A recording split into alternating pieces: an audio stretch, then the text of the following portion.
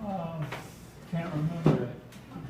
I should be. Oh, it's Extinct Songbirds of Maine, followed by a prequel called Relics of Ice Age Maine. These are poetry books, not archaeological books Yes. or science books. So Stephen and I have been collaborators in painting and words since the mid-1970s. I used to live outside of Bath, and Stephen is from Bowdenham stock and has lived in Brunswick and Topsom. In 2001, Stephen and his wife, Noma, bought a house on Main Street in Topsom. In 2002, I bought a house on Main Street in Brunswick. It didn't take us long to realize that after 3 decades of friendship, we were now living on the same street. Different towns, but the same street. The poems we'll share tonight are from a duet we have performed a few times in the aughts, called The Street Where You Live. Take it away. Look behind me. Look behind me and see the 1,000 footsteps I've brought with me to your house. They're yellow as paint, with 5 toes. The fallen maple leaves I splashed out on the roadside when I went to your house. My footsteps are the bright ones, all of them face up. There are 1,000 footsteps between my house and yours, yellow as paint, fallen maple leaves with 5 toes, footsteps that I bring with me from my house and across the bridge to yours. From 1,000 footsteps away, I'm going to look like the moon.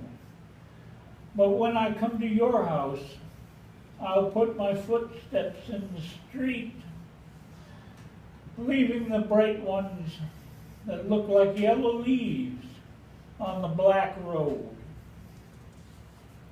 You speak of leaves, I speak of trees and thunder, and feeling the bones of an old town by watching the places the houses don't look, by the road that was nowhere in sight, and by our street which coursed here from the beginning. It's summer on the street where we live, and I marvel at the trees' vast, veined trunks, eye-height with the truths of winters endured and endless promises made. It may be invisible to our limited sight, but it is true nonetheless. Trees entice us to make promises, to wish, and to look forward and backward. We live apart on our street, the best contented housemates, looking like a hilltop on our street. I'm always wishing I was easier to remember. I know I'd accomplish more as a volcano than a hilltop. The motion made by hilltops is the very image of a certain form of thinking. My motions toward you, as I'm a hilltop rolling downhill over time, grain by grain, is a picture of wishful thinking. Street traffic passing as I wish. And the street traffic says, come back till I go home. Farther up the street where we live, the baby's kiss defied the screen door, an ancient trick that babies use, reminding us that we ain't seen nothing yet, which no matter how old I get, I will agree with. The details of this part are shy but virtuous, and there is no virtue without motion. I light candles for all the people who ever lived in this fierce, generous place.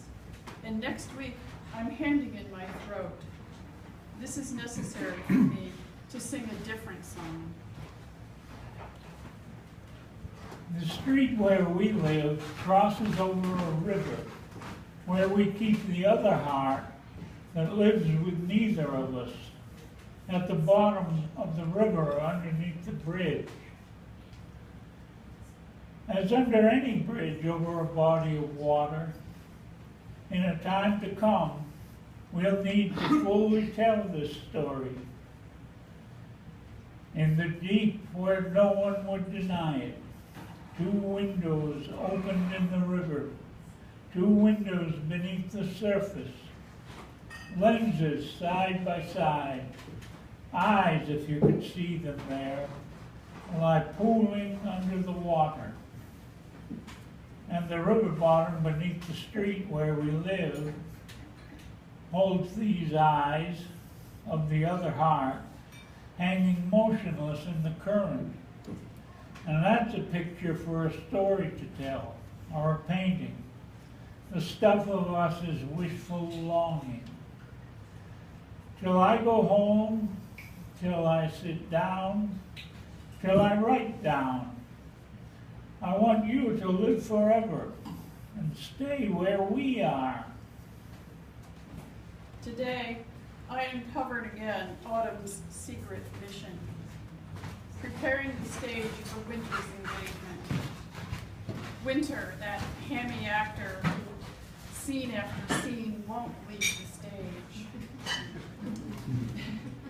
If we didn't have good memories, we'd die of despair on this snow-towered street.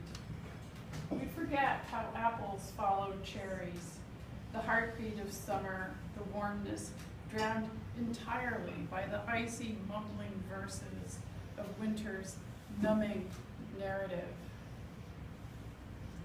I can remember some of the words you were saying. I heard none of them clearly, but they were carried on moist air.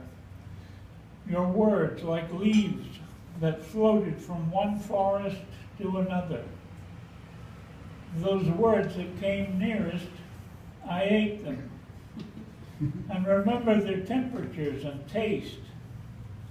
These few words, the people that we know are getting old, but dying young. They're not too young to be getting old, but this dying, they seem a little young for that to me. You walk hundreds of times more than I down the street where we live. Your pensive, deliberate walk endowing the street with mythic footnotes. Where you learned not to hurry, I don't know, but it stands out like the red on your breast and the protective auras bestowed with blessed scarves. The marks of the scarf are the marks of the fog, and coffee houses sprout exactly halfway between your house and mine because we are getting old and sometimes like to rest. As short as a whisper, unbound as a cloud, in your 50s, your body trembles for all it knows, and thunder says the rest in short bursts at a distance. There were none like us anyway.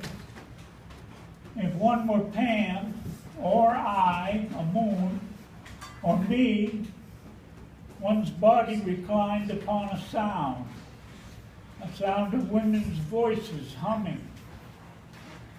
We called or called out for transport, and there it was, all ready for us.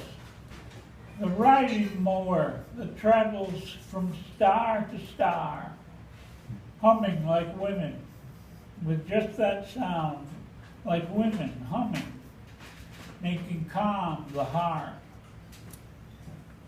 Dream and be specific.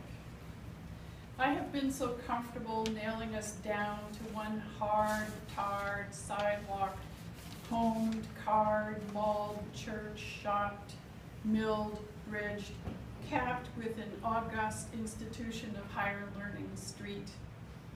And now our poems unfold, a meta-language, pacing out, or perhaps just making visible what's always been here, but needing a name, waiting to speak through us.